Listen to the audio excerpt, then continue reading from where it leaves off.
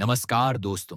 आज हम एक बेहद खास और बहुत पसंद किया जाने वाला पौधा एडीनियम या डेजर्ट रोज के बारे में विस्तार से बात करेंगे। एडीनियम की सबसे बड़ी खूबसूरती उसकी मोटी, घुमावदार और आकर्षक जड़ों में छिपी होती है।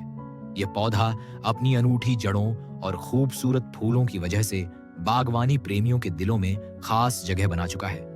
इस वीडियो में हम आपको एडीनियम की जड़ों को स्वस्थ, मजबूत, मोटा और खूबसूरत बनाने के लिए पूरी जानकारी और सही विधियां बताएंगे, ताकि आपका एडीनियम पौधा दिखने में भी शानदार हो और लंबे समय तक बढ़ता रहे। सबसे पहले बात करते हैं पौधे को गमले से निकालने की। जब भी आप एडानियम के पौधे को पुराने गमले या मिट्टी से निकालें, तो इसे बहुत ही सावधानी से करें। जड़ों को नुकसान पहुंचाना सबसे बड़ी गलती होती है, इसलिए जड़ों को धीरे धीरे पुराने मिट्टी के टुकड़ों से अलग कर लेते समय हाथों या नरम ब्रश का इस्तेमाल करें। जड़ों में यदि कोई सड़ी हुई, मुरझाई या कमजोर शाखाएं दिखें, तो उनको तेज और साफ कैंची से काट दें। यह कदम पौधे की सेहत के लिए अहम होता है, क्योंकि सड़ी हुई जड़ें पौधे की ग्रोथ रोक सकती हैं और रोगों का कारण बन सकती हैं। जड़ों से सड़ी हुई कंडीशन हटाने के बाद हल्का सा एंटी फंगल पाउडर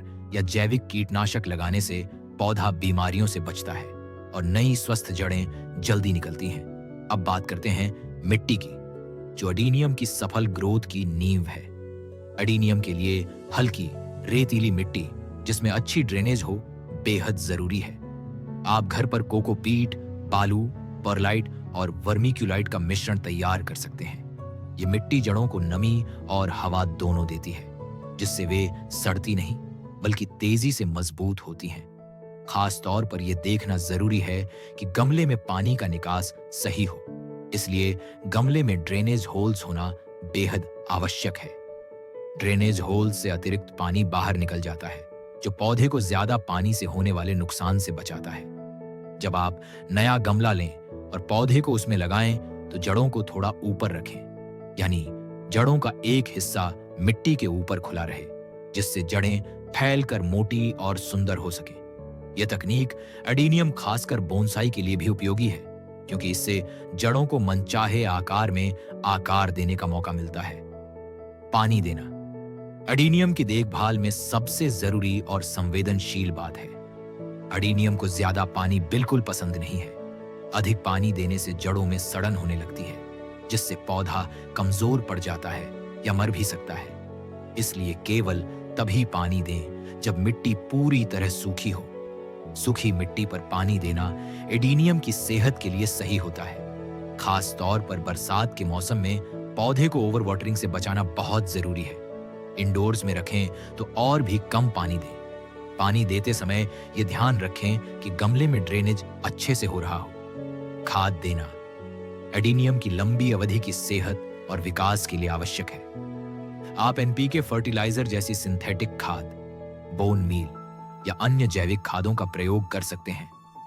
हर 15 से 20 दिन में एक बार ही खाद देना चाहिए, ताकि पौधों को संतुलित पोषण मिले और वे स्वस्थ और मजबूत बने रहें। बहुत ज्यादा खाद देने से पौधे की जड़ें जल सकती हैं और पौधा बर्बाद हो सकता है। इसलिए पोषण की उचित मात्रा बनाए रखना आवश्यक है। अब बात करते हैं धूप की, जो एडीनियम पौधे के विकास के लिए बेहद जरूरी है। आपकी एडीनियम को रोजाना कम से कम 4 से 6 घंटे की सीधी धूप मिलनी चाहिए। धूप अच्छी न मिलने पर पौधा कमजोर हो जाता है, जड़ों की ग्रोथ धीमी हो जाती है और फूलों की सुंदरता कम हो जाती है। अच्छी धूप से पौधे में ऊर्जा का संचार होता है, जो इसे जीवंत और आकर्षक बनाता है। अगर पौधा अधिक दिन छांव में रहता है, तो वह सही से विकसित नहीं हो पाता। दोस्तों, एडीनियम की खासियत इसकी जड़ों को आर्टिस्टिक तरीके से आकार देने में भी है। आप प्रूनिंग के माध्यम से पुराने, मुरझाए और कमजोर हिस्सों को हटाकर नई जड़ों और शाखाओं को बढ़ावा दे सकते हैं।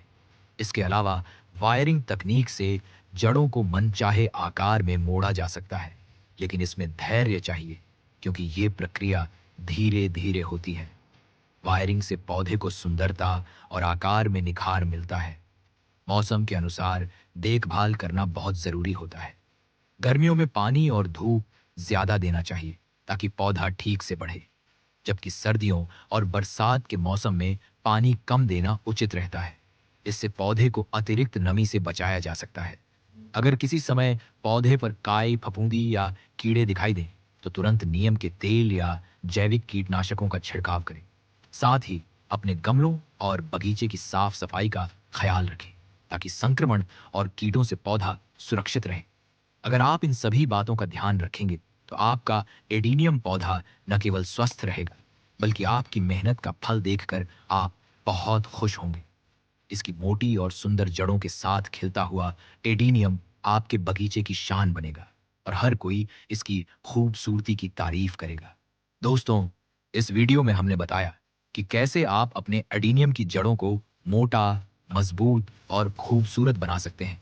इसे ठीक तरह से देखभाल और प्यार दें और देखिए आपका पौधा कैसे खिल उठता है।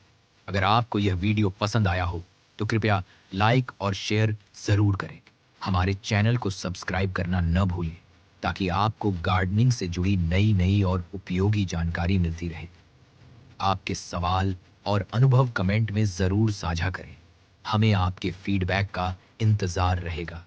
आपके गार्डनिंग सफ़र के लिए बहुत बहुत शुभकामनाएं और धन्यवाद।